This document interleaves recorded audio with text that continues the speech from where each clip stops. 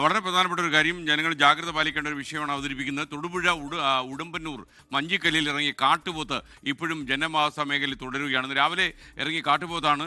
ആളുകൾ ജാഗ്രത പാലിക്കണമെന്ന വനംവകുപ്പ് നിർദ്ദേശം നൽകിയിട്ടുണ്ട്. കാട്ടുപോത്തിൻ്റെ ദൃശ്യമാണ് പ്രേക്ഷകർ ഇപ്പോൾ കാണുന്നത്. ഇന്ന് പുലർച്ചെ കാട്ടുപോത്തിൻ്റെ ആക്രമണത്തിൽ 2 പേർക്ക് പരിക്കേറ്റ കാര്യം പ്രിയപ്പെട്ട പ്രേക്ഷകർ ഓർമ്മിക്കുക.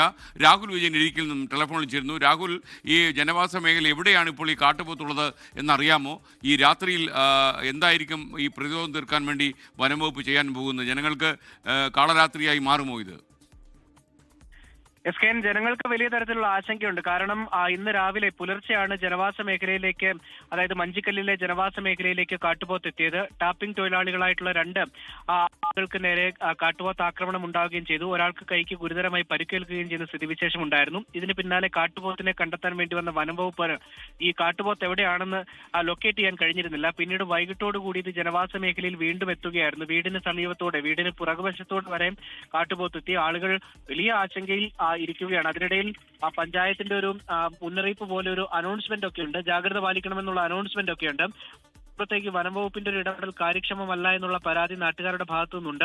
കൂടുതൽ കാര്യക്ഷമമാക്കണം, കൂടുതൽ സേനയെ അങ്ങോട്ടേക്ക് വിന്യസിക്കണം, വനംവകുപ്പിന്റെ അംഗങ്ങൾ അവിടെ എത്തി കാട്ടുപോത്തിനെ തുരത്താനുള്ള നടപടി സ്വീകരിക്കണമെന്നാണ് പറഞ്ഞിരിക്കുന്നത്. അവിടുത്തെ ഈ ജനപ്രതിനിധി ഉൾപ്പെടെ കളക്ടർ ഉൾപ്പെടെ ബന്ധപ്പെട്ടിട്ടുണ്ട്. മയക്കുവെടി വെച്ച് പിടികൂടുന്നതിനുള്ള തീരുമാനം ഉണ്ടാകണമെന്നുള്ളതാണ് അവരുടെ ആവശ്യം. പക്ഷേ നിലവിൽ നാളെ രാവിലെ വരെ നോക്കിയതിനു ശേഷം കോതമംഗലം DFO സ്ഥലത്തെത്തും. അതിനുശേഷം ആവശ്യമെങ്കിൽ മാത്രം ഈ മയക്കുവെടി വെക്കുന്നതിനുള്ള നടപടിക്രമങ്ങൾ ആരംഭിക്കും. അതായത് അതിന് കുറച്ച് സാങ്കേതിക തടസ്സങ്ങളൊക്കെ ഉണ്ട്. അത് നീക്കുന്നതിന് വേണ്ടിയുള്ള നടപടിക്രമങ്ങൾ തുടങ്ങും. അതിനുശേഷം മാത്രമായിരിക്കും മയക്കുവെടി വെക്കുന്ന ഒരു തീരുമാനത്തിലേക്കൊക്കെ പോവുക. അത്തരം കാര്യങ്ങളിലേക്ക് ഇതുവരെ കടന്നിട്ടില്ല.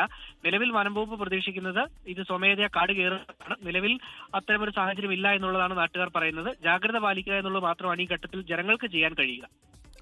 ഓക്കെ, രാഹുൽ വിജയനാണ് വിവരങ്ങൾ നൽകിയത്. എന്നാലും കാട്ടുപോത്ത് അവിടെ തന്നെ തുടരുന്ന സാഹചര്യത്തിൽ ഈ പ്രദേശത്തെ ജനങ്ങൾ കുറച്ച് ജാഗ്രത പാലിക്കണം എന്നാണ് നമുക്ക് പറയാനുള്ളത്.